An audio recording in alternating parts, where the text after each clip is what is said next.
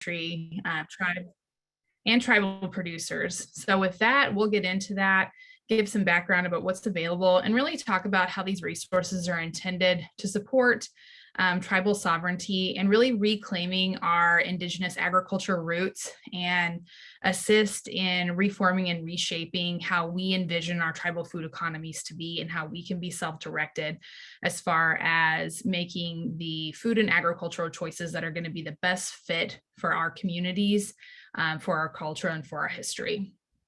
So with that, I will go ahead and share my screen.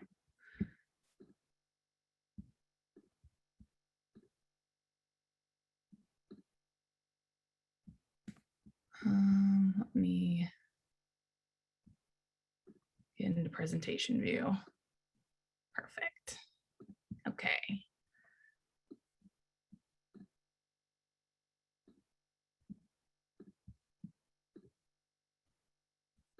There we go.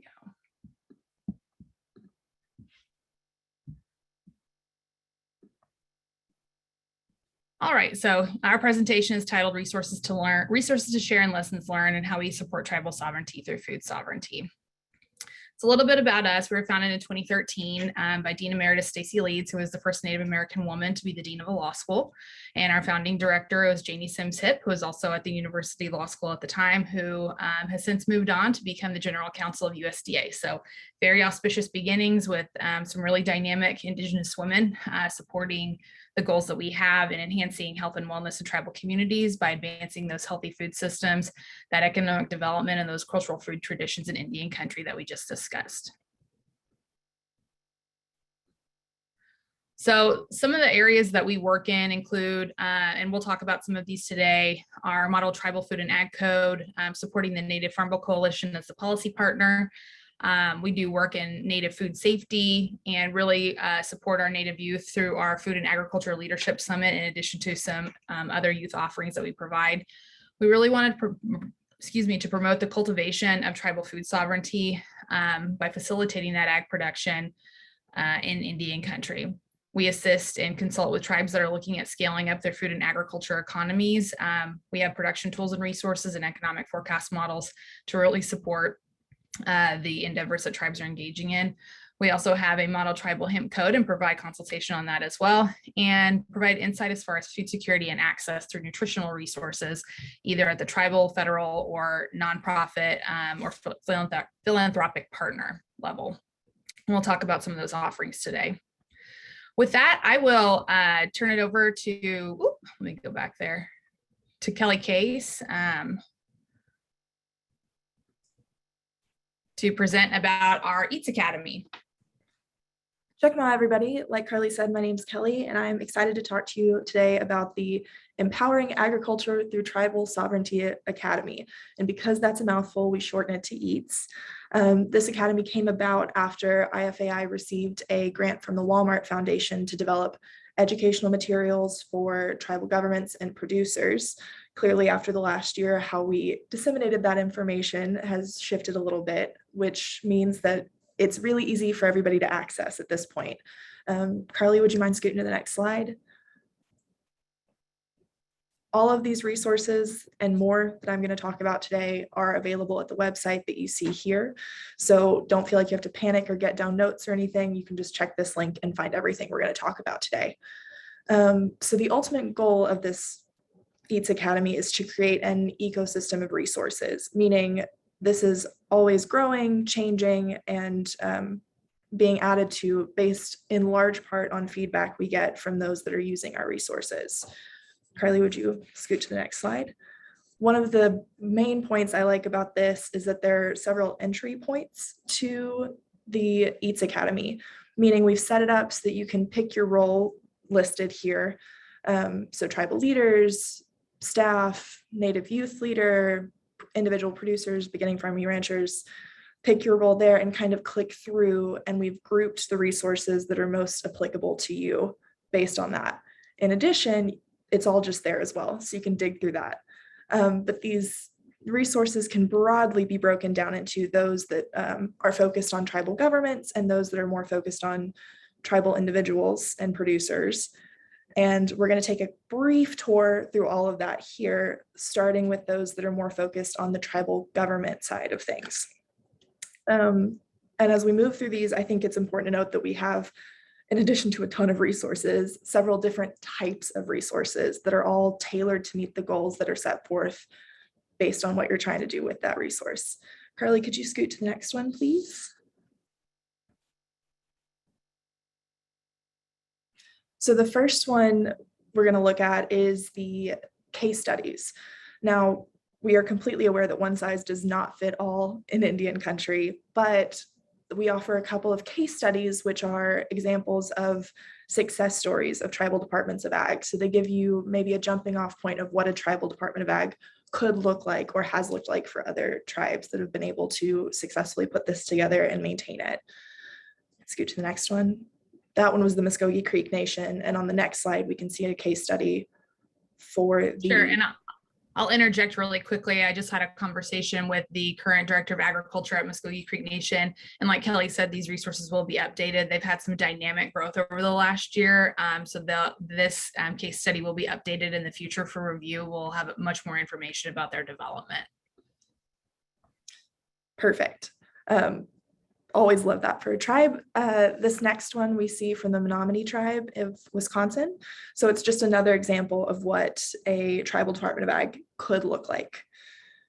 Move on to the next one. Here we have a resource bank for informed goal setting. And what this looks like is kind of a worksheet set forth in a question and answer form. And the goal of this is to help those thinking about from a tribal government perspective, what their resources are, to think through what they have available, what is already in place, and kind of corral all those things in one spot so that you can reference it going forward for more informed and hopefully better decision making based on all the information you already have. Let's get to the next one. Here's what I think is a super practical resource, which is just sample organization charts. How do you want this to be set up? How do you want it to look? And even if you don't take exactly these organization charts, of which there are multiple varieties, you can always use them as a starting off point. So take this, leave what doesn't work, take what does, edit for your needs, but it's an excellent starting place for something very practical and necessary. Move to the next one. And here we can move into the more tribal individual focused materials. Again, these are geared towards native producers, beginning farmers and ranchers, that kind of a thing. We move to the next one. Here we go. This kind of details how tribal departments of agriculture benefit native producers. So we understand how important it is to have that buy-in from the producers and individuals this is geared to assist. And this very clearly outlines here are all the good reasons to not only have tribal department of agriculture, but to engage with and participate in, and all the benefits you can gain as an individual producer. Move to the next one. If you, like me, love a flowchart and maybe also need to figure out the best business structure for you, this is a fantastic resource that helps individuals can think through all the considerations you need to think through with what business structure works best for your goals. Again, really dig this one. Move to the next one. Much like we talked about the resource bank for tribal government, from the tribal government perspective earlier, this is a similar worksheet setup, question and answer format to help you corral all of your resources and think through what's available to you all in one spot. This geared towards the individual instead. Finally, I want to highlight specifically this webinar and the fact that there are several others available on our website, and they are broadly applicable to individuals and tribal governments. But if you are an auditory learner or just like to dig into a webinar with other people talking you through stuff, this is a great resource for that kind of information. And there's a broad variety of topics that you can look for in our webinars. We can move to the next one. So, like I said earlier, this group of resources is growing, changing, being added to all the time. And we do that based on updates about a tribe doing really, really well and dynamically growing their Department of Ag, but largely on feedback from the users. So If any of these resources sparked an interest for you and you dig in today, we would love to hear your thoughts on that. What worked for you? What didn't work? What would you love to see? We would love to hear that so we can tailor this going forward to best meet the needs of our tribal governments and individual producers.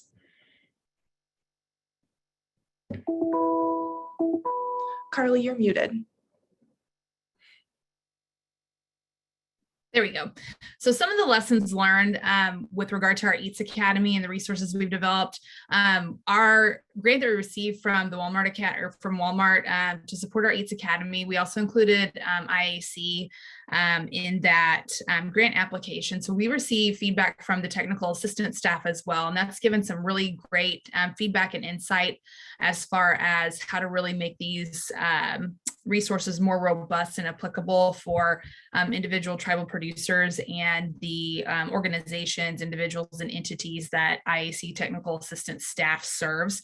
And so we'll be going through and making updates to these resources to be more practical, more applicable, and more reflective of the needs of Indian country. So it's a really great partnership from kind of our policy and theoretical level perspective at IFAI and from a practical, sustainable, and implementable perspective from IAC. And these resources are really intended to be reflective of meeting the needs of Indian country and pre-digesting a lot of that information that's available, at the federal level, at the extension level, and at the community level of what's available, and kind of create a how-to opportunity so that you're not having to start from scratch when you're looking at scaling up your operation or starting a tribal Department of Agriculture. We're clarifying and cleaning up some of our formats of our first drafts that we have published, and we will hopefully be rolling those out over the next few months. So when you access our website, just know that some of the forms that you've seen on the presentation today may end up looking a little bit different. And we're always continually updating. So very excited for the opportunity to really get those resources out into the community and hopefully be a big benefit for tribal agriculture and allow people to become much more self-directed in driving that vision for sustainable and resilient Indigenous food system. And with that, I'll turn it over to Spencer. Thanks, Jay. Stonko, everyone. My name is Spencer Torwood. I'm a citizen of the Muskogee Nation. I'm an attorney and a policy officer here at the IFAI. So I'm going to talk just a little bit about our model tribal food code. I think Carly just touched on it in her introduction, but the model food code was envisioned by IFA's founder, Janie Sims Hip, and it's been we like to think of it as sort of a living document as it kind of evolves and grows and is extremely adaptable to meet the needs of whatever tribe may be looking for to use it as a resource. Certainly, its primary purpose is, of course, to create another tool for tribes to use to enhance their tribal sovereignty and their citizen quality of life. Whether their tribe is looking to start a new Department of Agriculture or land use practices, our model code probably has a provision, or we can help come up with a provision that'll help with that. Okay, go to the next slide, please. And here you can see the chapters for the model code. Obviously, it's quite extensive. And like I mentioned a minute ago, it can cover just about anything from starting a Department of Agriculture through land use, food safety, water, just about anything that has to do with agriculture that a tribe may be looking to ramp up or take on new projects entirely. There's something in the code here that can help establish a new set of laws for tribes. And even tribes who have existing programs certainly may be looking to expand. I think the code could be great benefit. And so the process for using the model code and the process that we like to help establish with our partner tribes is kind of outlined here. We like to start with a consultation with the tribes and in person when possible, though COVID in the last year and a half has really kind of thrown everything out of whack there. So when we do our initial consultation, it's important for us to kind of establish a rapport with the tribal leaders who will be kind of taking this project on. And so we can kind of discuss the goals of the tribe, discuss the resources that the tribe has and is willing to put towards the project, and then sort of outline the adoption process, which will be a little bit different for every tribe because every tribe's government function is a little different. And this consultation process really kind of helps inform us and helps us kind of lay out the path forward, for the process, because we do like to be as involved as you know, any tribe or tribal leaders would like us to be. So after the tribal consultation and we kind of figure out the best path forward, we actually at IFAI will work with the code to draft it, you know, adapt it to fit the tribe's needs. And a lot of that largely depends on the tribe's goals and resources, which we kind of determine in the consultation process.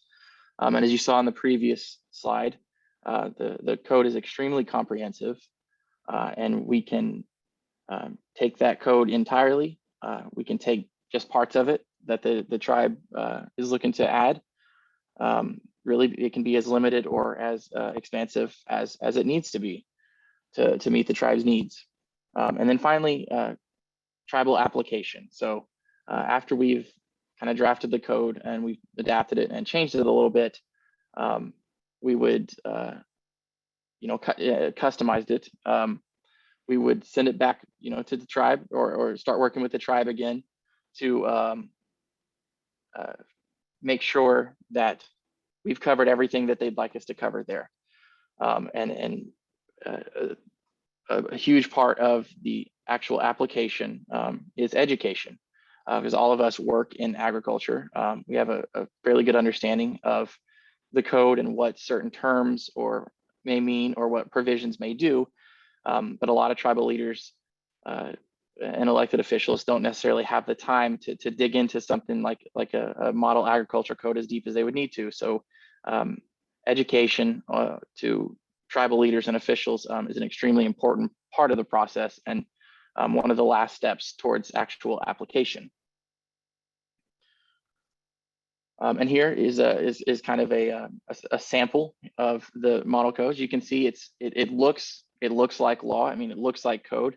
It's designed to you know, sort of almost be a plug and play type of law where you know, you obviously we customize it to the tribe's needs, but other than that, it serves as an excellent example to any tribe who may be looking to pull language and add it to their code or enact completely new laws. Okay. And the code is accessible. You can access it at tribalfoodcode.com. Just a little bit, it won't pop up right when you get to the page. So you'll have to go through just a little bit of a sign up process here. When you do get to the page, you can sign up for access, where you will create an account. Your account will then be approved by our office. And once it's approved by our office, you can view or download it by section or the entire document or however you'd like to do it. And within that document, you know, search for keywords and then go from there. And so, like I mentioned earlier, this code has been years and years in the making, and it's kind of a living code that adapts, it evolves. And so some of our partners are listed here: Columbia River Intertribal Fish Commission, Intertribal Ag Council, the Blackfeet Tribe, the Menominee Nation, the Quapaw Tribe, Great Lakes Intertribal Fish and Wildlife Commission, National Congress of American Indians, Native American Rights Fund, and the Public Health Law Center. Some of our partners on the project over the years. And then our supporters here, the Aqua Fund, Farm Credit, Maison, the Kellogg Foundation, Novo Foundation, all been a huge help in the process of developing the code.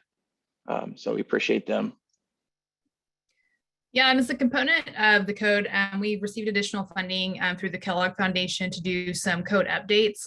So if you're interested in accessing the code, just know that there will be maybe some format changes versus, your initial access within the next month or so versus what the website may look like down the road. We're always going through and having a game plan to update the code based on new federal policy that's coming out, either through mandatory application to tribes or opt-in application, and how a tribe may want to leverage those provisions. And we also are intending on including customizable options.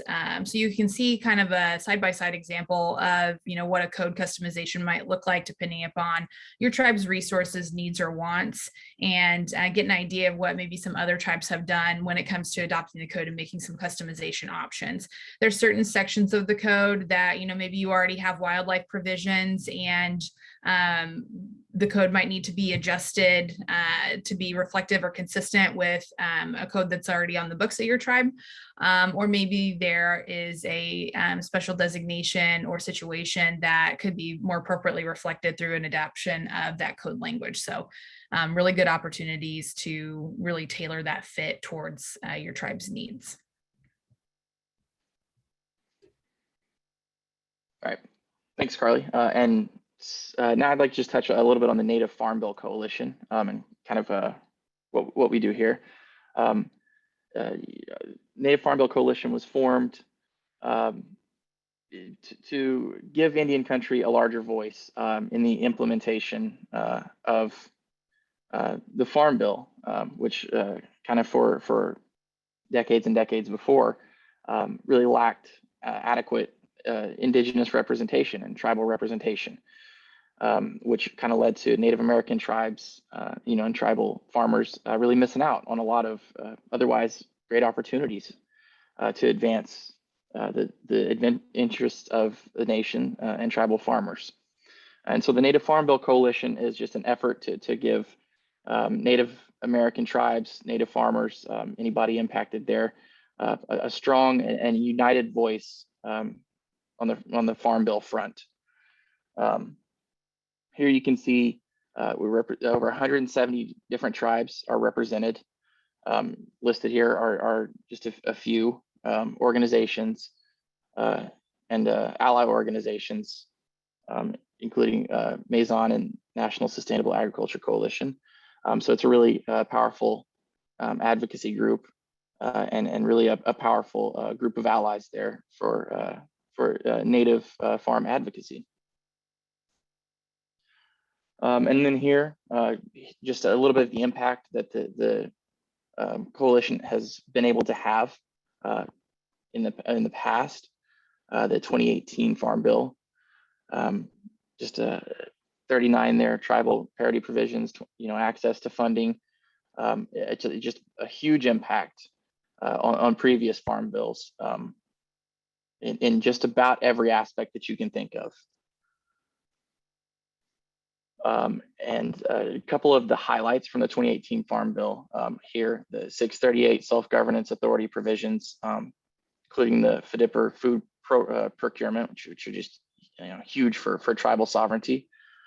Some conservation parity, FDIPR matching and carryover, rural development and tribal technical assistance, and then tribal broadband priority, which is also huge for not just agriculture, but tribal development in general.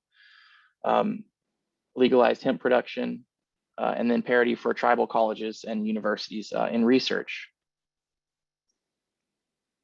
If you'd like to join the Native Farm Bill Coalition and be a part of this huge network of tribal allies, the information here is at the website nativefarmbillcoalition.org, or you can email info@nativefarmbillcoalition.org for any questions you might have or anything you'd like to discuss.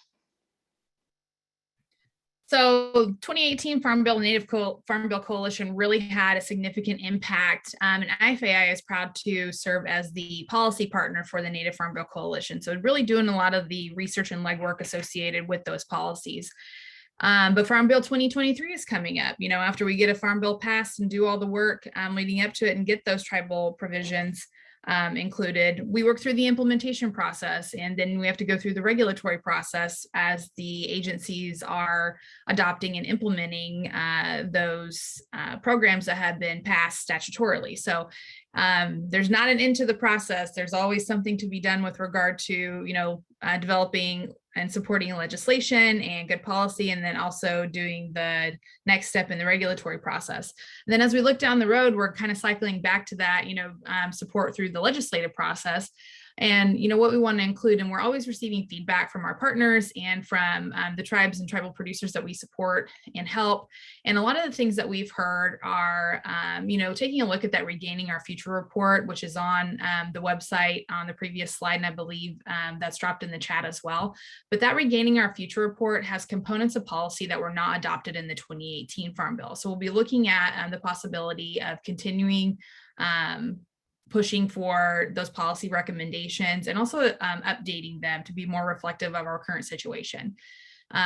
We've heard requests for the permanent inclusion of those 638 pilot projects, both in the food distribution program on Indian reservations with regard to self-sourcing, and then also the forestry management options. There's also some discussion about maybe some new 638 pilot projects, possibly with SNAP, the Supplemental Nutrition Assistance Program, formerly known as food stamps, for tribes to be able to administer SNAP programs themselves. This current administration has really had a focus on local and regional food economies and really building up some resilience, which is a really great fit for Indian country and the work that we're doing, especially in reflection of the COVID-19 pandemic impacts to our food systems. And, we saw a lot of challenges with scarcity. We saw disruptions at every point along that food supply chain.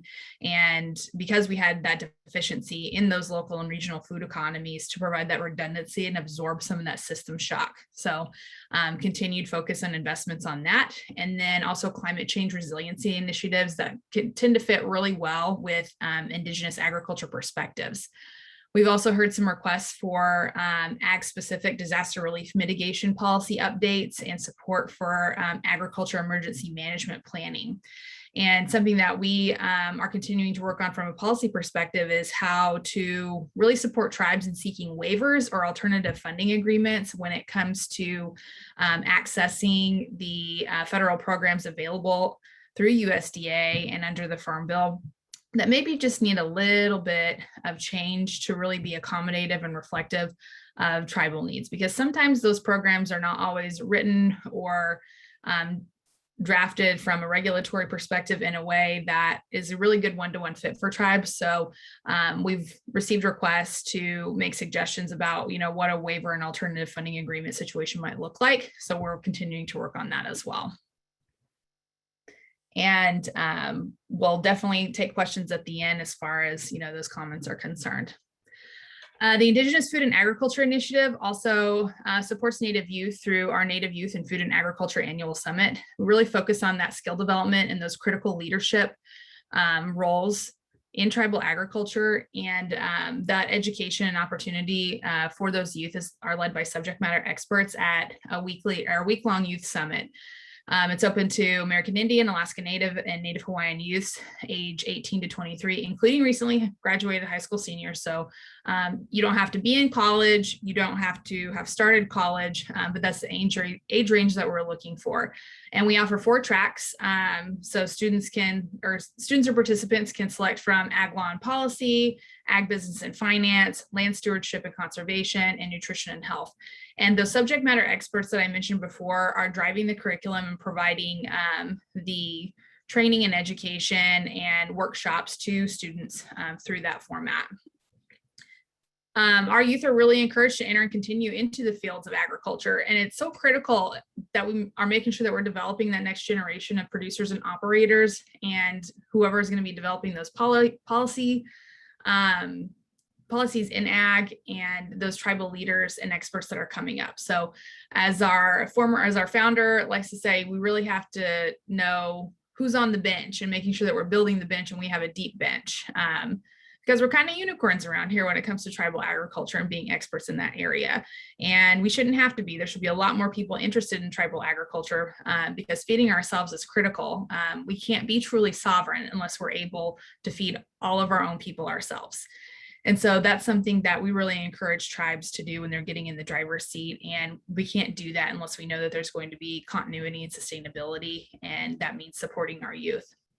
So this summit that we host, it's held annually in July, and it's been virtual over the last 2 years due to COVID. And that's been kind of tough because we really miss out on the one-to-one individual interactions with our students.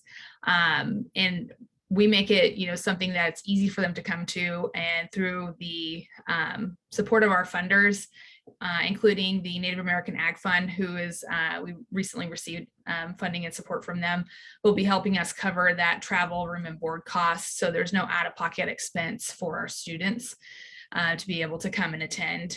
And we have youth summit alumni who have gone on and did some really great things. They have come on to work for us. They're pursuing PhD programs. They're working for IAC. They have gone on to congressional internships.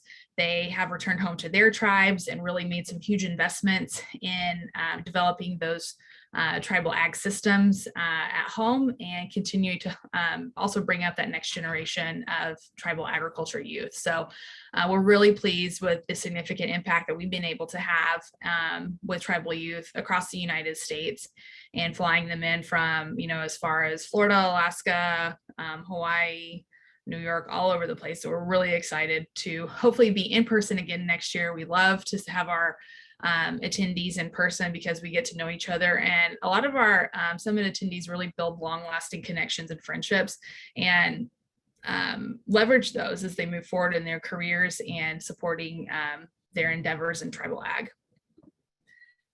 So I kind of talked a little bit about the challenges between virtual and in-person options. Scheduling is also a hot button issue. We have so many really great subject matter experts that we want to get in and participate with us. And we're really seeing some critical investment and focus on tribal food and ag systems. So making sure that we're getting the right people at the right time for the right reasons to present to our youth is getting to be challenging, but that's exciting because that means people are paying attention, and our time is being requested, as well as our subject matter experts' time, so that we can actually get that information out into the community in multiple formats. We're always updating our curriculum and training opportunities based on current events and modern issues that are coming out. I anticipate we'll see some pretty dynamic offerings come through, especially as we're looking down the road at the 2023 Farm Bill. We try to be very practical about what we're offering, and make the information time sensitive as far as what's applicable and what real-time problems look like and how to solve them. We love to incorporate feedback from our participants, and we also have information up at this website link here at the bottom, indigenousfoodandag.com/resources/Native Youth Summit. So feel free to check that out.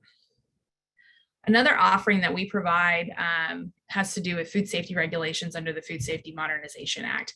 It's a really important consideration for any food producer, whether you're a tribal citizen or not. FSMA, as we call it in abbreviated format, has really changed our regulatory landscape for food and safety and pushed that onto a farm. There are some exemptions available for tribal producers and operators depending upon amount of sales and geographic location and where you're selling at. But we know that tribal governments are really uniquely situated to develop tribal law and policy in a way that will protect those tribal producers and food businesses, and really provide clarity to everybody, including those state and federal regulators, that the tribal nation is the appropriate regulator on tribal lands. So you want to make sure you're preventing that encroachment from external entities, whether it's the federal government or state government or any other kind of regulatory body that wants to come on to tribal land and, exert its power and influence. We know the most appropriate body to be governing tribal land and tribal people and tribal food is a tribe versus any other sort of outside external influence. So if a tribe wants to manage that food safety on the tribal lands, that tribal government can enact food safety law or regulation, and the tribe can then request a variance from the Food Safety Modernization Act from the FDA.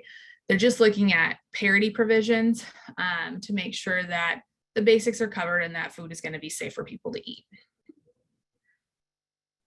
In addition to that background, As Spencer had mentioned before, the Model Tribal Food and Ag Code offers chapters for tribal adoption about food safety regulations, and we can help you out in customizing those, making them fit for what your needs are.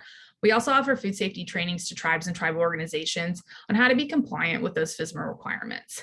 Those are currently being held virtually. We definitely prefer in person if available. And right now, those food safety trainings are utilizing PSA curriculum, which is the Produce Safety Alliance.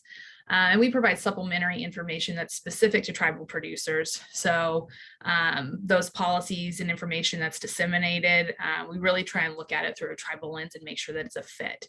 We're currently working with FDA and PSA to develop a tribally specific training curriculum that encompasses that. And instead of having supplemental additional materials, it is a holistic view of Food Safety Modernization Act requirements and additional FDA requirements through the lens of tribal food safety specifically. And we also offer consultation for food safety plan development. So if you have a processing facility or some other kind of value added option there, we're able to come in and provide assistance in getting a food safety plan developed that will help you be federally compliant.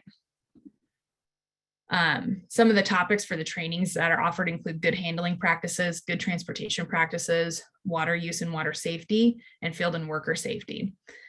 Why is compliance critical? We want to eat good food. We want to be safe about it. And we've known how to do it for a long time. But the other thing that we're looking at is if you're wanting to scale up or access certain markets, not only is there, even if you're exempt under the provisions in the code, the federal code, you may want to be compliant so that you can have market access. There may be some wholesalers or distributors that you're looking to sell to, but they're having standards in place where they want to see people who are Food Safety Modernization Act compliant, or they're fully compliant with the FDA regulatory process. So we're anticipating and are hoping to support our tribal producers to be in a good place to be compliant with not only what they may be required to be compliant with under federal provision, but also what the industry and market demands are looking for compliance. It also prevents that regulatory encroachment, like I talked about earlier, but also allows that self-determination of tribal values. How are we reflecting what our values are through our code? Because a code, and just like a budget, just like any other sort of document, it's a reflection of what our tribal values are. And it's also a good way to provide support for your tribal producers. So they see somebody they know when they're coming out and you're doing compliance, rather than someone from the state or someone from the feds that they may not have interacted with before or don't have a rapport with. If your tribe is able to step in and provide that regulatory process and oversight, it can really assist with compliance. And rather, coming at it from a punitive perspective, like, oh, you're not doing this right, you're going to have to destroy this crop. There are better options to encourage compliance versus taking a punitive action. And we've really seen that from the tribes we've been working with, wanting and interested in inducing compliance versus just a real heavy-handed approach towards compliance requirements. So what did we learn? We learned that we have to collaborate. Food safety is critical, and having that back and forth dialogue and understanding how to be reflective and adaptive to the needs of tribes and tribal producers, and also be consistent with federal policy is critical. Virtual versus in-person. In-person is always better. I think we're all probably worn out from webinars and whatnot, so really grateful for you all being here today and joining us. We were super excited to try and get out and meet everybody in person, but we understand that there are some challenges that we all just kind of have to roll with and figure it out. So being flexible has been critical for that. As far as implementation is concerned, we have, seen code adoption and then maybe some struggles with, getting the right person hired or getting the right people trained and how to really have implementation in place. So our goal is to provide those wraparound services so that we're not just coming in and being like, okay, here's your training. Good luck. Hope you can grow some stuff and do it the right way. We're here for feedback and really want to support our producers. And getting that feedback is critical to make sure that we're doing a good job for you and that we are getting input from all the right people in the right way. And again, there's that website there at the bottom. The The last thing I want to talk about today is this Indian Country Community Asset Map and Directory. This is really intended because we've had funders.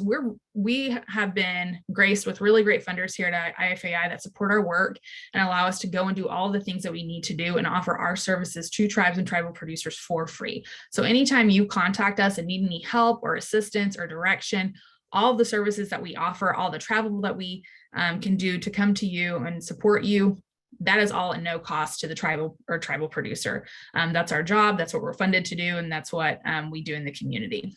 And so our relationship with our funders is really great, but they've also been asking, how can we get more involved in Indian country? What's an option? So we created this dynamic community asset map that really features these grassroots efforts in tribal communities and urban centers all across the country. And it's really intended to develop those partnerships between the philanthropic community and those Indian country organizations. And especially in the areas of health disparity, food access, food systems development, conservation, and youth development. And so we have this community asset map, and you can nominate your organization or another to be added to the directory, especially if you're looking for non-tribal and non-federal funds. If you're looking for additional funding to support, an activity or project or, scaling up opportunity at your organization or your tribe, getting added to that community asset map can help put you in contact and put you on the radar for funders that are looking for somewhere to allocate their philanthropic dollars. And so we also have information for tribal agriculturalists and leaders to compare, contrast existing operations and efforts so that you can get information to learn more about what somebody else is doing that might be similar to something that you want to do. And we also have information for funders to learn more about Indian country and tribal agriculture opportunities. There has been a reflection by these funders that they just have a deficit of knowledge sometimes about how Indian country agriculture works. And our funders have been really great about learning and getting up to speed about, the needs, the nuances, the culture, the tradition, and the histories of tribal agriculture and tribes in general. And there is a true desire to really be supportive for the work that's being done. And we also offer that access to content experts for advice and collaboration opportunities. So some of the lessons learned with the asset map, we've learned that overwhelmingly the nominees, so the tribal programs that are looking to be connected with funders, rely on grant funds from federal and private sources. Only about 15% of y'all are self-sustaining, which if you can get to that point, that's fantastic. I think, having a goal of becoming self-sustaining is great, but sometimes we need a little help getting a leg up, and there's nothing wrong with that. Our funders widely support increased access to healthy food and traditional food. So if you have a program or an operation or some sort of endeavor that you'd like to engage in that's really going to promote that healthy food or traditional food, definitely get on the radar for our funders. They also endorse support for building community assets. So whether that is, a centralized location to gather, whether it's a farmer's market, whether it is open access for, extension information, those are just some examples of what a community asset might look like. So if you have a project like that that's in mind, this would be a good resource to check out as well. And our funders want to support traditional and cultural values, but like I said, might not have the background or information base to know how to start or support tribes. So we have one section that's specifically dedicated towards infographics and educational materials to help our funders really build that base of knowledge before getting out and starting to try and work in Indian country. Because we've seen examples of where, we have philanthropic organizations that are like, yeah, we're going to go, save the world and feed everybody, and then try to start working in Indigenous communities and just really don't have a comprehensive understanding of the best way to engage in those efforts and work with tribes and tribal producers to really be respectful and knowledgeable about, the situations that we find ourselves in and the long centuries-long history of, federal food policy that has really been impactful from a tribal perspective. And we also wanted to make sure that it was easy to access. So whether you're using a tablet, a computer, or a smartphone, the website is intended to be very accessible there.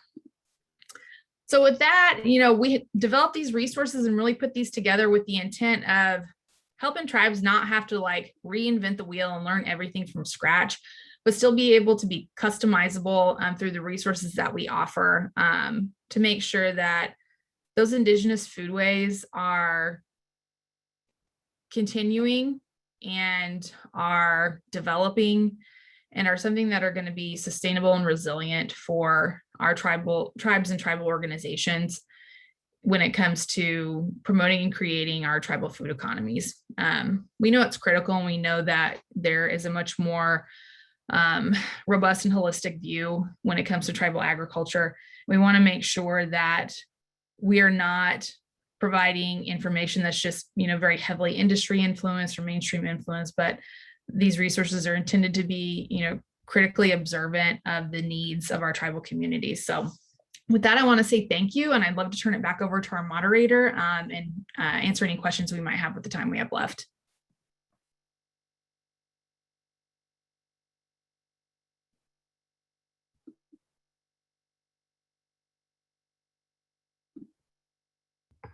Val, you have to unmute. Oh, sorry about that. I said something really beautiful too. I just wanted to offer my gratitude, and on behalf of everyone else, Carly, Spencer, and Kelly, of your presentation. It was incredibly comprehensive. And really some rich information all packed into one presentation. That was pretty impressive. I did have one quick comment, not really a question, and then I wanted to turn it over to see if we have any questions from our attendees. But one thing I saw right away in your presentation, and also some of the resources that you shared, is that you said something about how you're updating clarity and format. I thought the clarity and format was just beautiful. It just the way that those one pagers and the flow chart, it really, I couldn't see all the detail, but those things make sense. And it is quite a skill, right? To take a lot of information and share it in a way that makes sense to a lot of people. And so I really appreciate that thoughtful organization that I could see in the resources. Definitely. And I appreciate that, Val. That's something that we really try and do, because we know as attorneys, we can get really nerdy into the legalese and the kind of high level policy discussions. But what good is that if it's not something that people are able to read, absorb, and implement?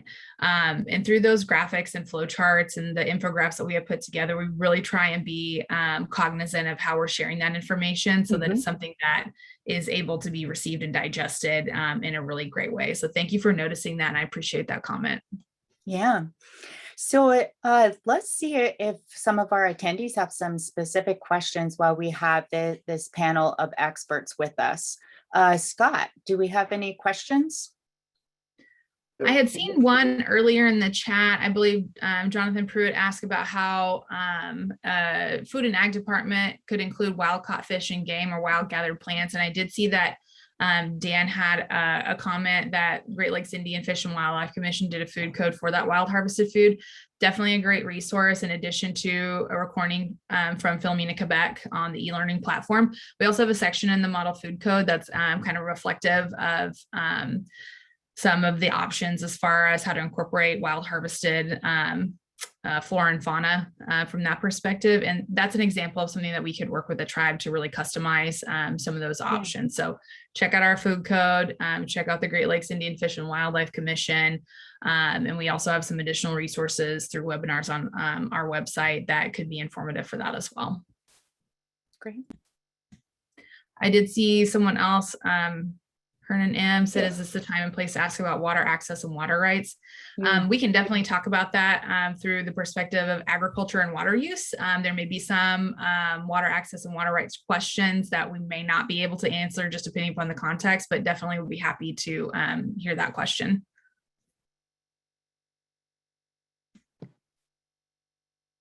Are you seeing any other questions, Scott? Not seeing any other yet, but if we do get a follow-up from the user Hernan, yeah, we can maybe kind of refine that, because I'm sure some of the aspects of water may not fit into the food code, but some of them perhaps do as well. And Dan's got comment, maybe a verbal thing he can share too.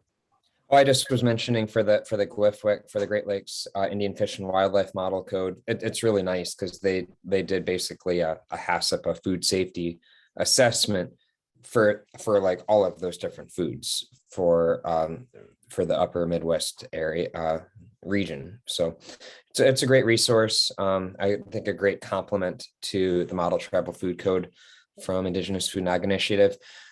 Carly, I got a question for you. We had a nice presentation from Gary Beesaw and Jen Falk from Menominey's Department of Agriculture and Food Systems yesterday.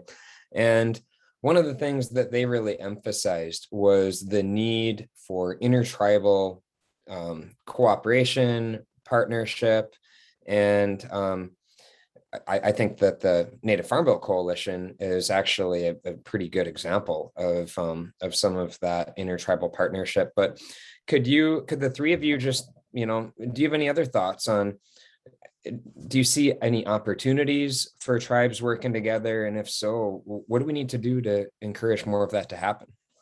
Definitely. Yeah. I think great example of Native Farm Bill Coalition about how tribes can come together and, pool resources to really have a huge impact. I know that IAC has put out, that report drafted by Janie Sims-Hip and co. as far as, what some regional food hubs might look like, and tribes partnering to follow those models as far as, creating cooperative systems or maybe even like centralized value add opportunities. And this is something I've been talking to tribes about a lot. Food processing equipment and other types of, value add. When we talk about value add, we mean like, what's the next step in the chain? So if you have, you're growing corn, what do you need to get it from field to a product, and all the processing that comes in between? So every step in that process is a value add.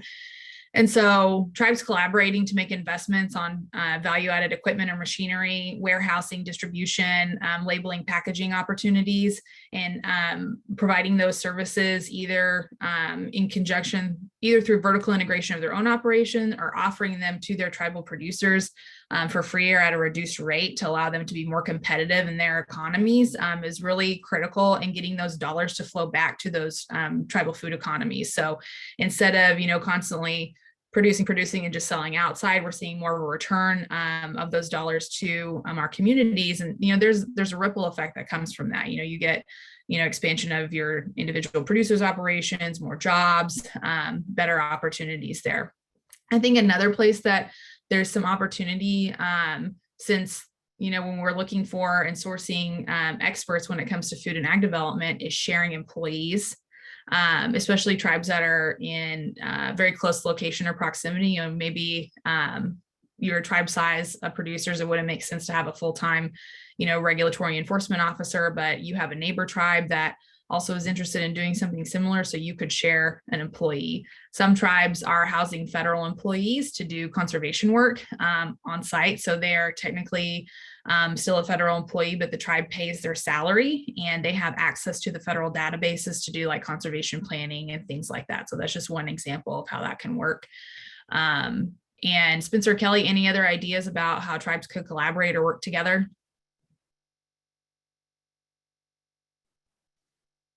Not much for me, I don't think. Sorry, go ahead.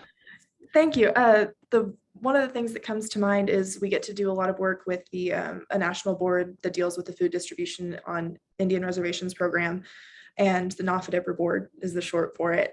And I've seen tribes with ITOs with different programs really come together to, much like the Native Farm Bill Coalition, give a larger voice to some of the issues that they all deal with, in addition to being very supportive of each other in the variances that they have in their own specific programs. So that's been a wonderful way I've watched tribes collaborate to support, inform, uplift, and advocate for each other in that form. Definitely. Yeah, those kind of subject matter specific areas where we can get, kind of an affinity group specific to that, whether it's, food and nutrition, or whether, it's conservation or local and regional food economy investments. Those types of groups are critical to really being influential and, sharing resources and information. We see that through the regional tribal conservation advisory councils. So if you're not participating in that, your tribe's not participating in that, keep an eye out for nominations. Those happen, I believe, annually. And it's a really great way to give feedback to the the Natural Resource Conservation Service about what works, what doesn't, and what policies can be changed or adopted for that.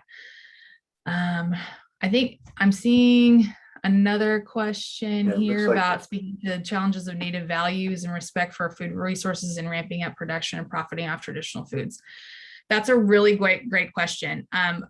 I always try and defer to each tribe about, what their values are with regard to traditional foods. Those foods that are culturally relevant and are used, for certain ways and resources, and that's something that a tribe would really benefit by having code on the book as far as how, those foods are intended to be protected. And we have a traditional food sections in our model tribal food code. But we also know that some tribes don't necessarily want to codify or write down some of those, critical practices associated with traditional foods. And there's ways that you can, navigate those challenges and issues without actually having to put, specific information on paper and really kind of influence those processes. So, how you ramp up production and how you profit off traditional foods there, maybe that's something where, tribe would expect to see a profit sharing model, or, there may be, a quota or limitation or constraints on, where those traditional foods are being sold or marketed to, and who is actually doing the production of them. Tribes may want to associate permits with certain protected seeds, especially if they have a seed bank that they're doing, traditional food distribution from.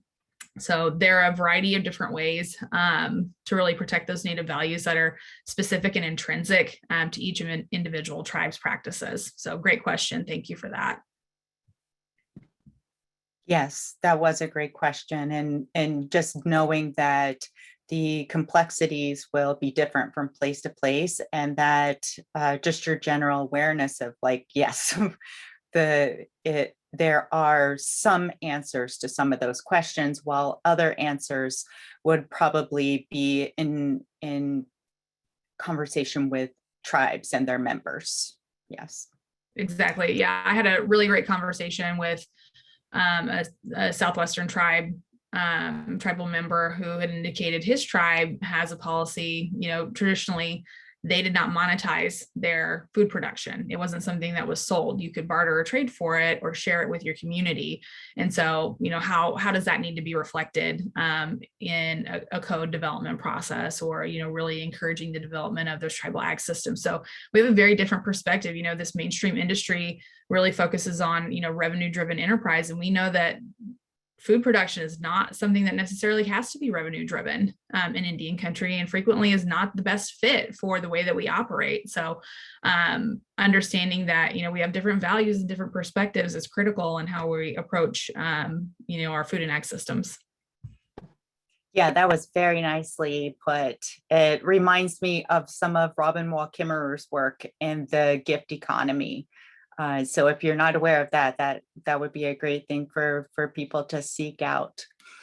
Well, at this time, I just want to take a moment to extend my gratitude to each of you for your wonderful presentation and all the work that goes in behind that, all the work that you do just day in and day out.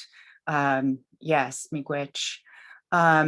And we sure hope that you'll be able to join us in May. I know that your expertise would be sought out by many people, and would just love to have some conversations with you to see how a program or a code, or how to get you in their communities to start some of these conversations. Because like you said, and I just loved it, you're unicorns. And so how do we spread the word of a few unicorns would be really important. I hope that you'll come and share some time with us up here in Upper Michigan. Definitely, we'd love to. And like I said, we come to you as needed, as requested. So we definitely welcome and encourage people to reach out to us with any of their questions, requests, information needs, or just want to kind of talk about what you got going on. We're always excited to get feedback, or if you have any ideas about resources that are needed in your community, we definitely want to hear about that. Great. Dan.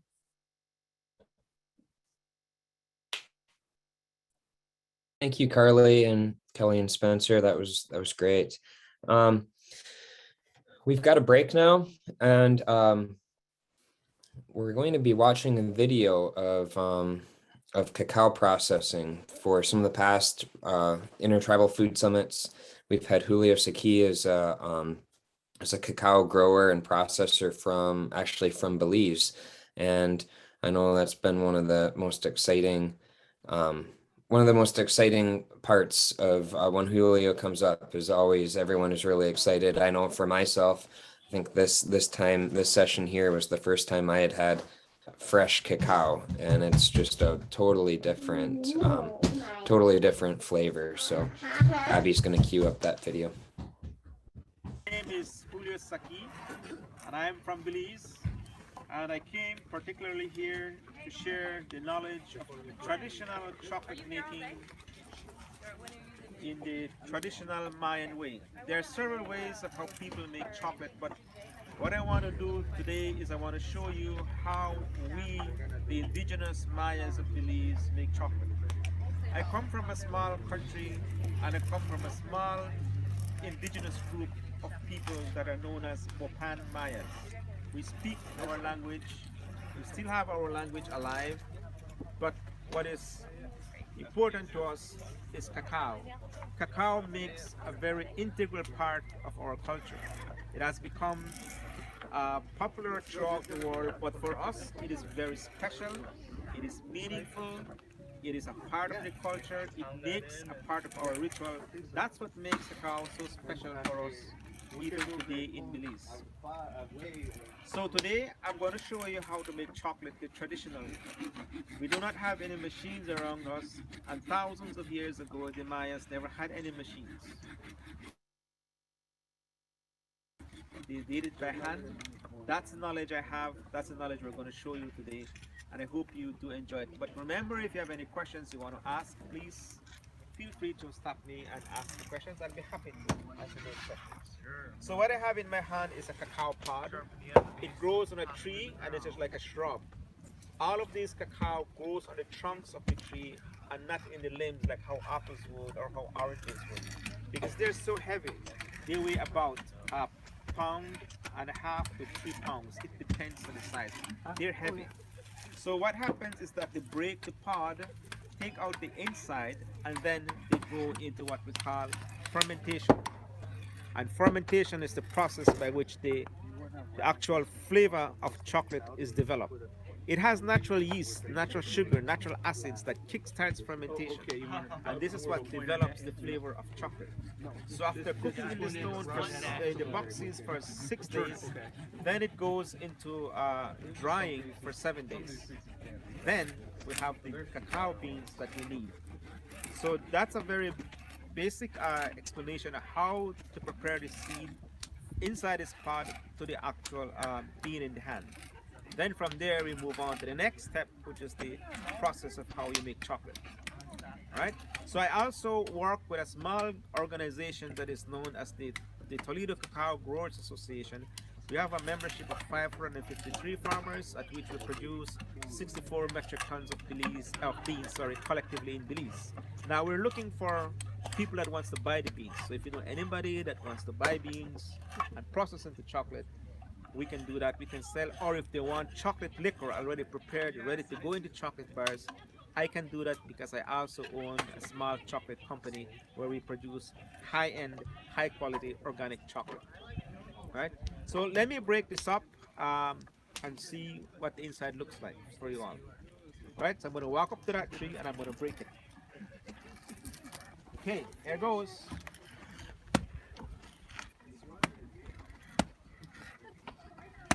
Okay, it's too soft. All right, it's too soft. Can I get a knife or something, or a machete? Or a machete? I got a good knife. Hatchet? Those guys got hatchets. Can we use a hatchet real quick? Just one David, just a hatchet for the cacao. Yeah, cacao pod.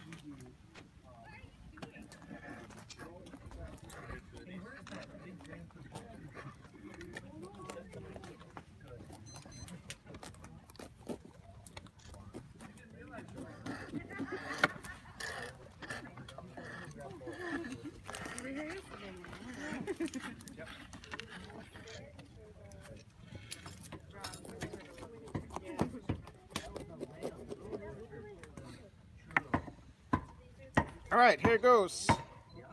Ladies and gentlemen, here it goes.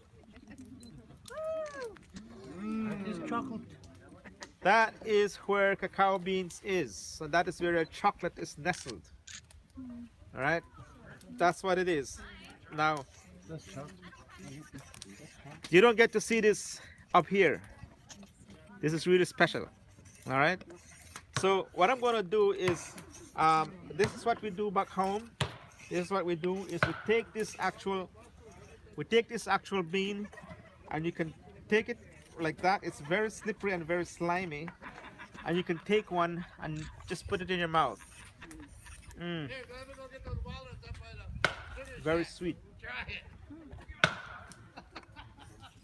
And then you can see the bean inside. But when you actually cut it in half, you are going to meet your first chocolate in its natural setting. And here it goes. Now, when we break that in half, you're going to see that there is where your chocolate is nestled. Right in there. Now, I'm going to pass this around.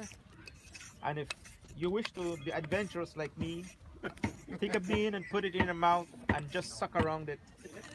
That'll be the most exotic thing you can do yourself.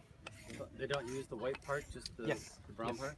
They use the white part, and this is where we're going to go into now.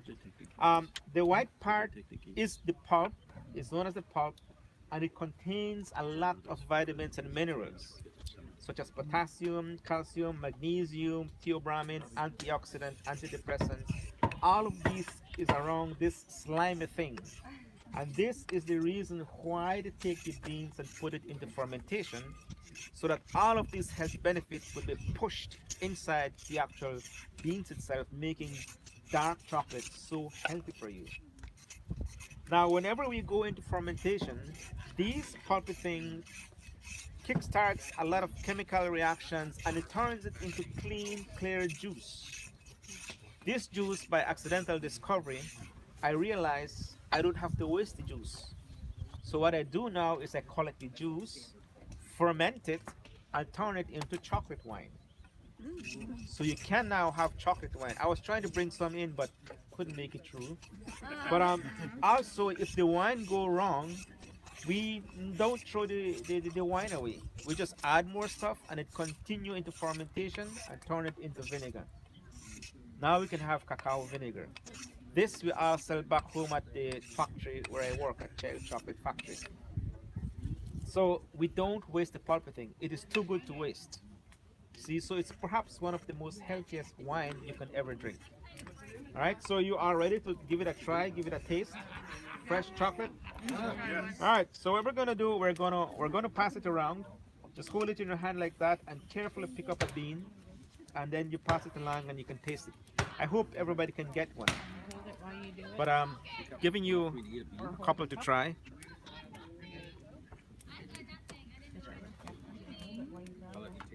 Just suck around it. It's all gone, unfortunately. But there's don't waste it. It's too good to waste. Okay. Do you do anything with the empty shell? Not yet. Not yet.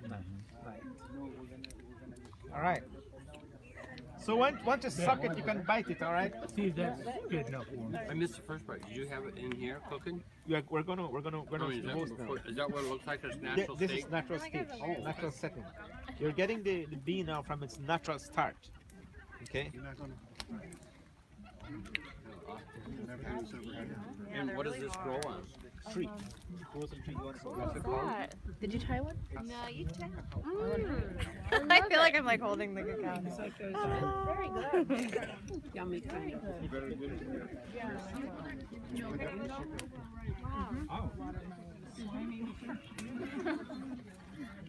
Love it. Wow. It's better than a texture.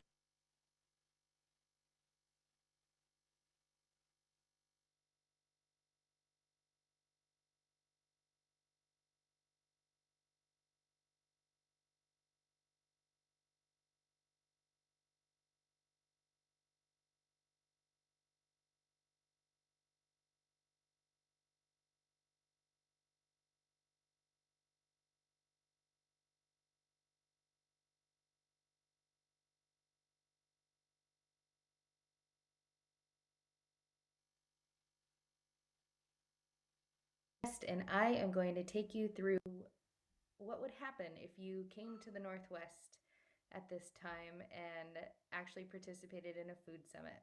These are the things that are in season and ready to go. And had I hosted you in person, this is what we would be talking about and what it would look like.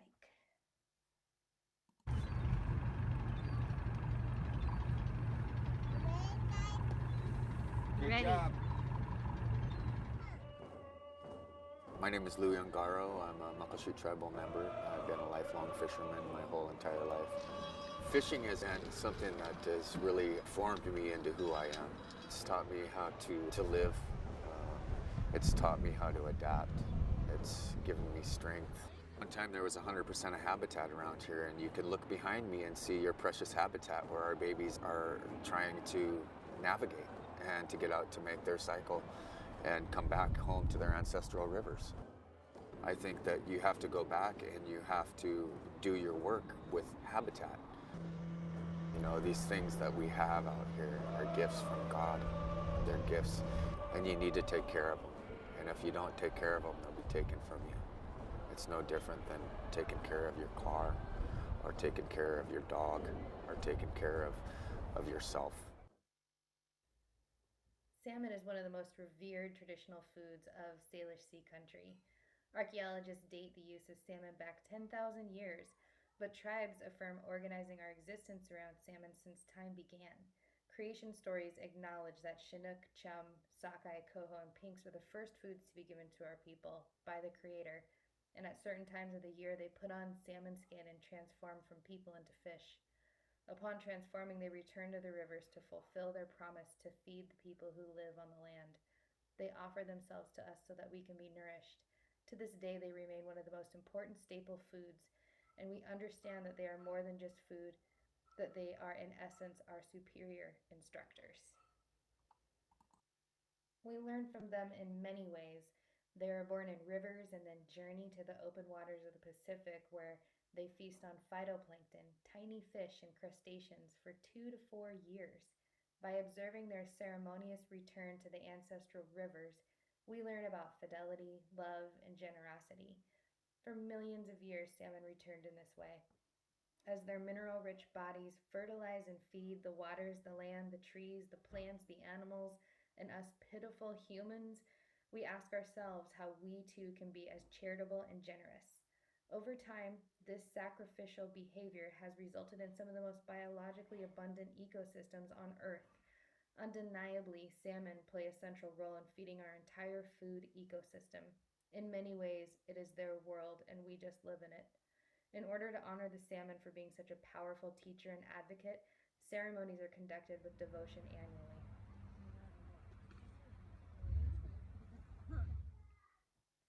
This is a technique that is pretty ancient. It is about boiling water in a cedar bentwood box. That is one plank steamrolled on top of itself with perfect transition, and it's able to hold water and boil water. Probably one of the most ingenious engineering designs ever created by our ancestors. My favorite thing to do is to watch water be boiled in a bentwood box. This footage is actually taken at the Suquamish Cultural Museum in Suquamish, Washington, and this was their first time doing this type of cooking style. It was so awesome.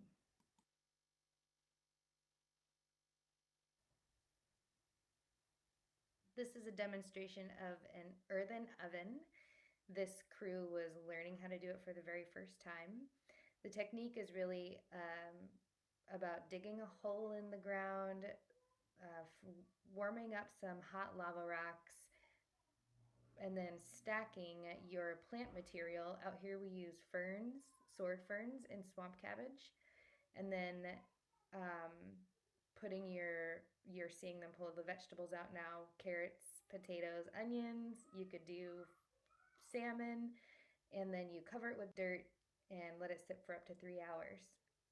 This is an above ground steam oven. We usually use this for clams and crab steaming. And then, of course, fire roasted salmon. This is portioned out and roasted over alder. This is a different technique of fire roasting your salmon.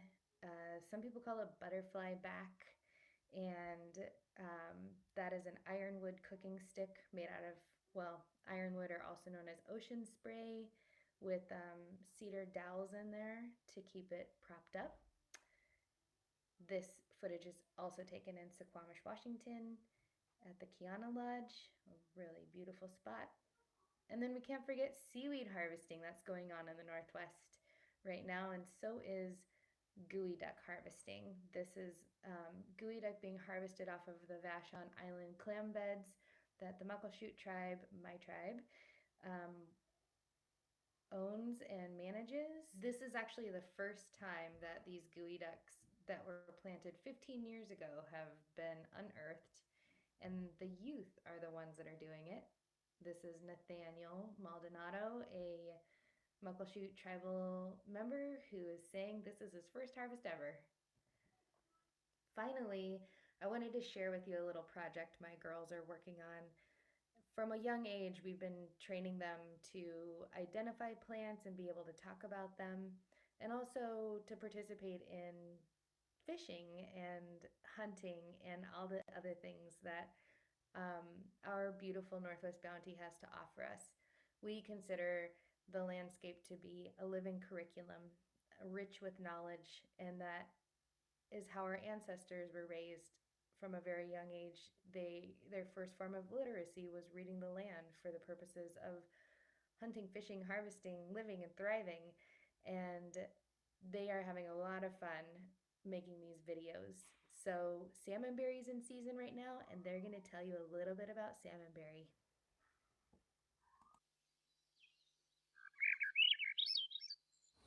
We got salmonberry! Where? Right here! Oh my gosh, look at that. Hi, I'm Mazzy. And I'm Gia. How you know that this bush is, this berry is, Sissy, show them. This looks like a butterfly when you hold it like this. If you fold this leaf back, it looks like a butterfly. And how it looks like a butterfly is how you know it's salmon.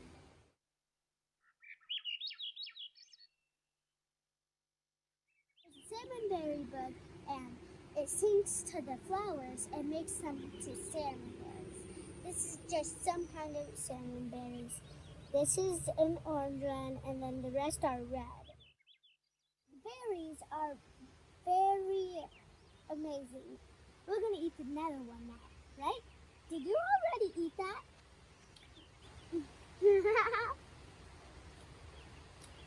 This one's tiny.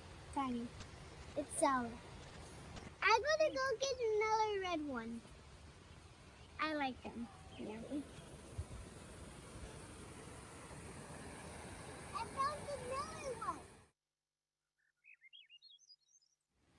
When there's lots of berries, that means there's lots of salmon nearby. And there's 5 different kinds of salmon. I'm gonna have to just say goodbye. Comment down to the video, tell us some comments instead, and we'll see you next time.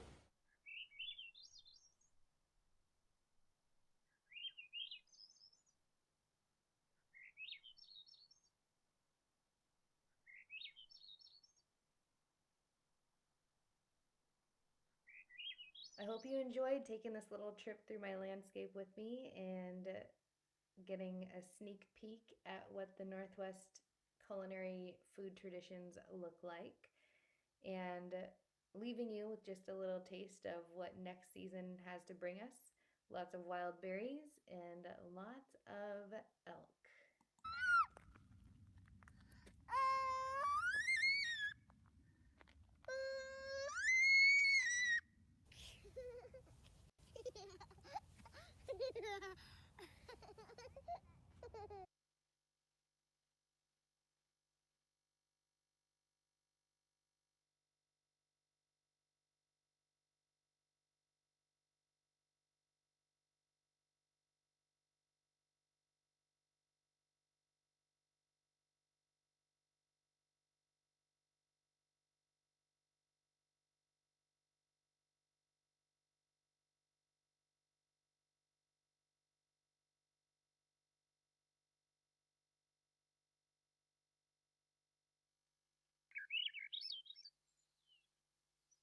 Hi, I'm Mazzy, and today we're talking about Doug fir. This is a Doug fir tree, and as this is a Doug fir tree, every year you take off one of these. You take off as much as you got to take off all of these. And these are vitamin C. You can eat them. They are edible and yummy. Vitamin C can wake you up. It can get up your energy, and so you can run and stuff and have fun. So whenever you're feeling sick, tired, bored, any of that, this will help you.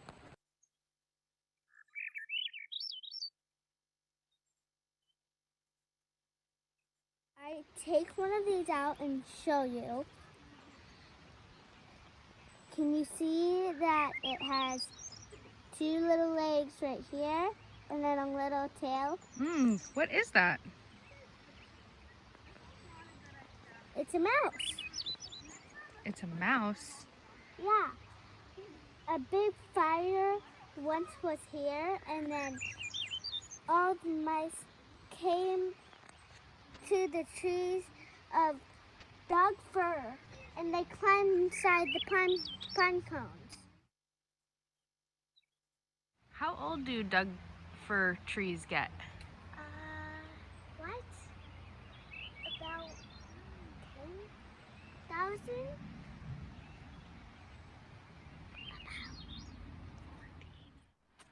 Sissy, look, there's a big giant Doug fir water. Doug fir water, yeah.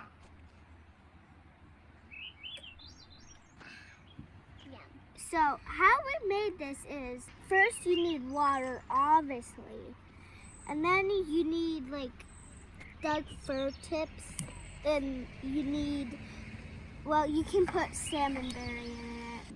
You just have to shake it up, and you taste the Doug fir.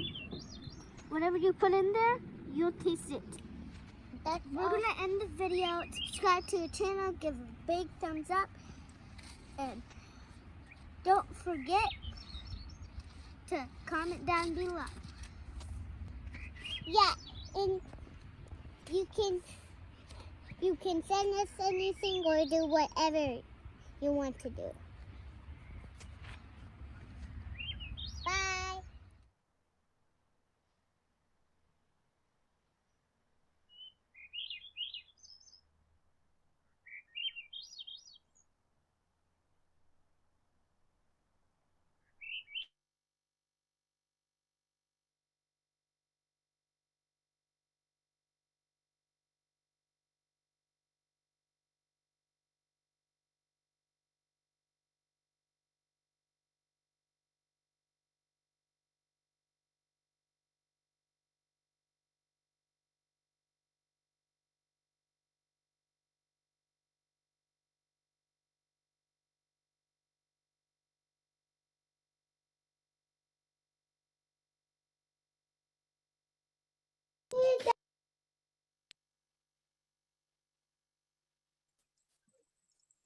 Siguli Swagwake.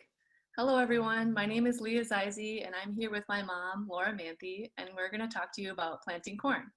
The two of us are founding members of an Oneida cooperative called Ohe Lagu, and we've been planting for 5 years. And I'm here in Madison where I live, and my mom is all the way up in Oneida, and we're doing this over Zoom for you, so I hope it goes well. So we're gonna cover our traditional responsibilities, which is why we grow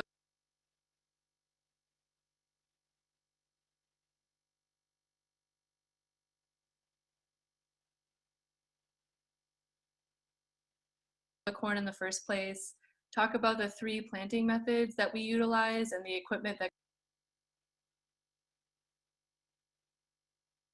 goes along with those, and then the funding sources and the partners that we worked with to make sure that we could have that equipment for these different techniques. So we always start with why we plant our corn. We plant because it is our responsibility as Oneida people. All nations of the Haudenosaunee Confederacy share an intimate relationship with the 3 sisters. We're instructed to maintain good relations with them so that we can both thrive into the future and care for the next 7 generations. To do this, we emphasize improving soil health and to make sure that we're treating Mother Earth right.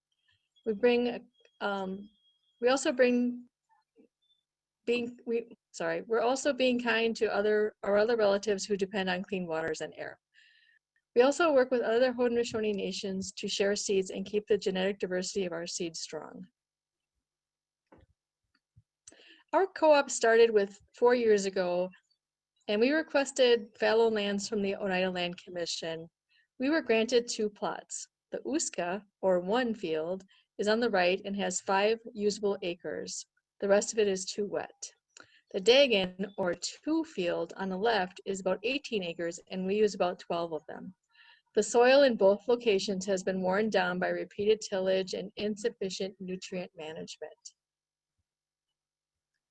So when we got started, we found a lot of our equipment at an auction because that's what we could afford, but that really boxed us into starting with the tillage method. So we began tilling our field at Uska and followed recommendations from an agronomist on organic soil amendments because we knew right away that we wanted to treat the soil right.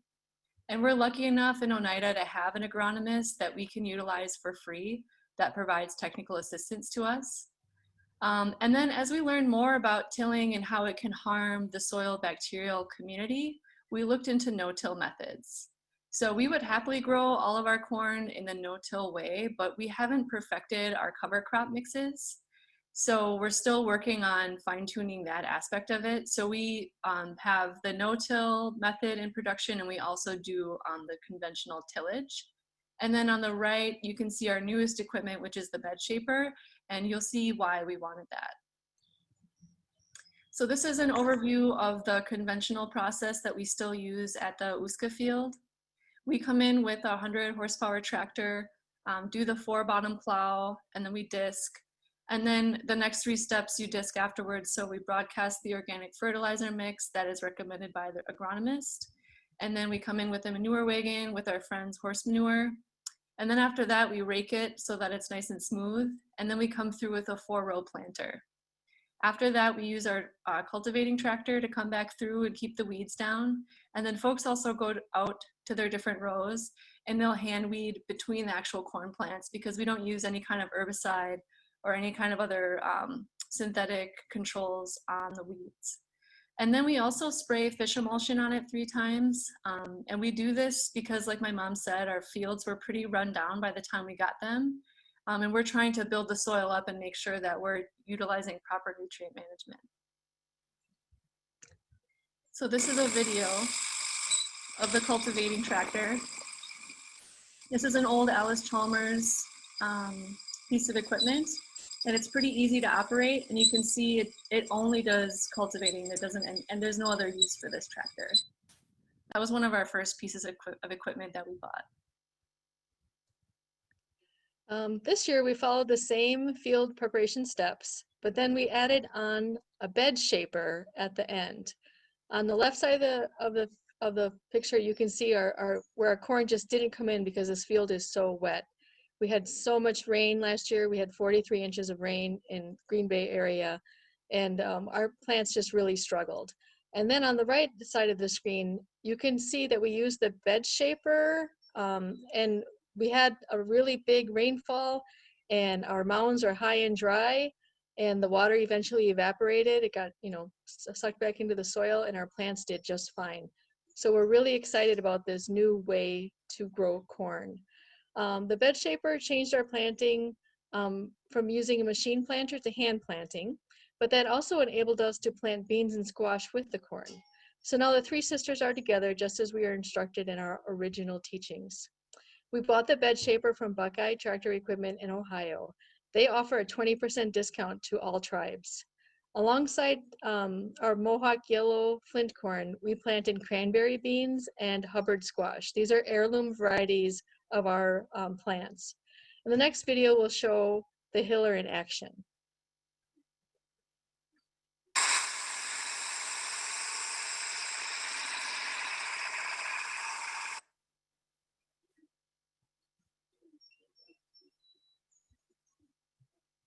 So you can see from the picture here that we planted the corn, beans, and squash together. So the corn on the picture represents the corn plants, the coconuts represent the beans, and the melons represent the squash.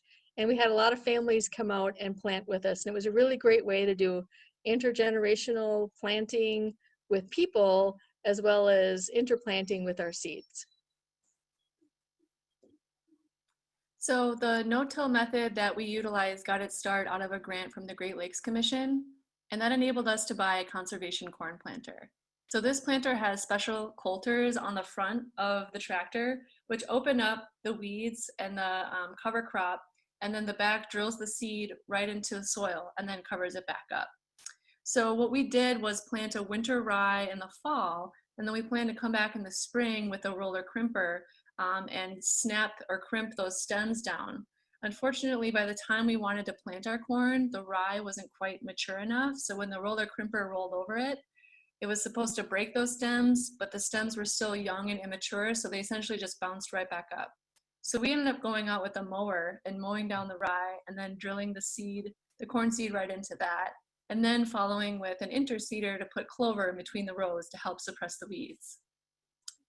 So we also use fertilizer and fish emulsion on these fields because, again, they're pretty nutrient depleted. And we're trying to build up the organic matter as much as possible because that'll help us control the flooding as well. So our sources of fertilizer are pretty local.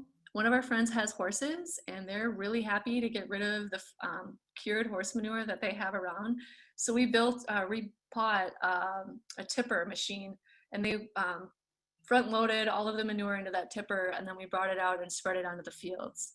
We also buy an organic mix that's recommended by the agronomist, and we use fish emulsion that we get from a local outfit in Bondwell.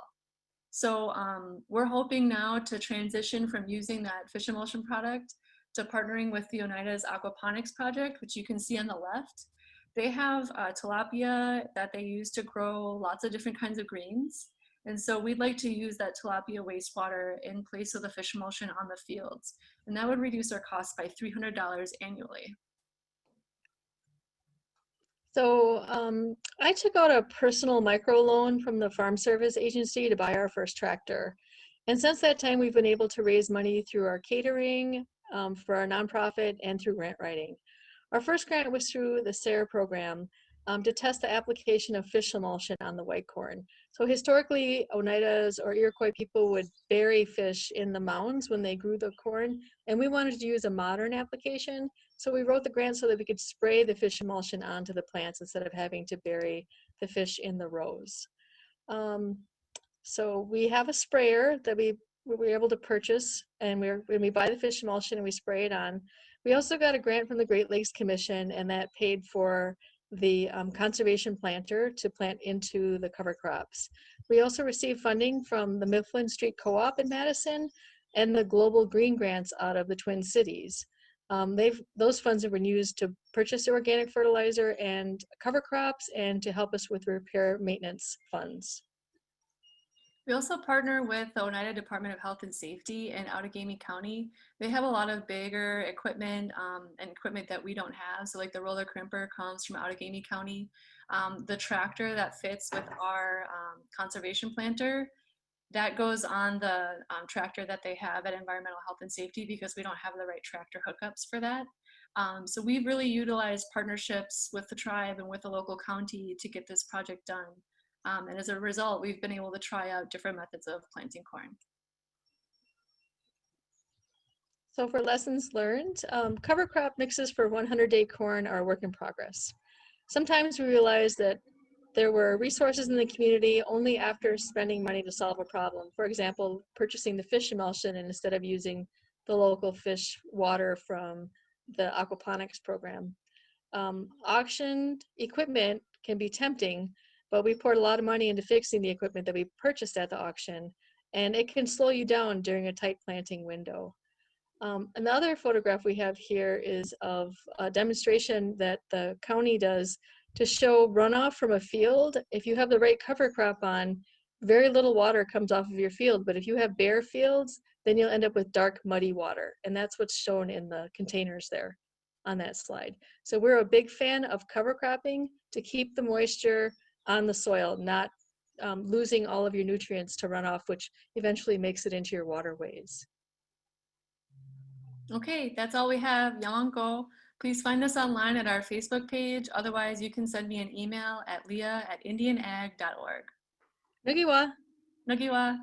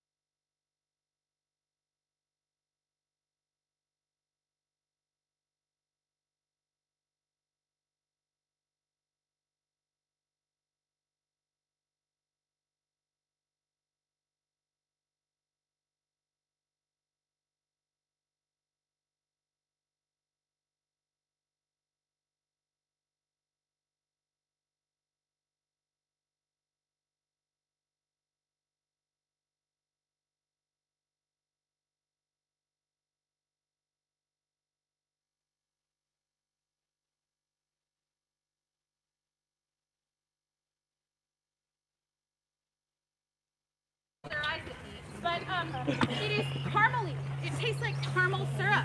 It's so delicious. And so we always tap these in the spring. Awesome. The nice thing about box elder maple sap is when you put a little hole in the tree, you can come back in the fall and there'll be a tree mushroom growing out of it. And there, that tree mushroom, Hisphagus tessulatus, delicious, meaty, beautiful textured mushroom that you just slice and you can dry it and have it all winter long. I love it on pizza.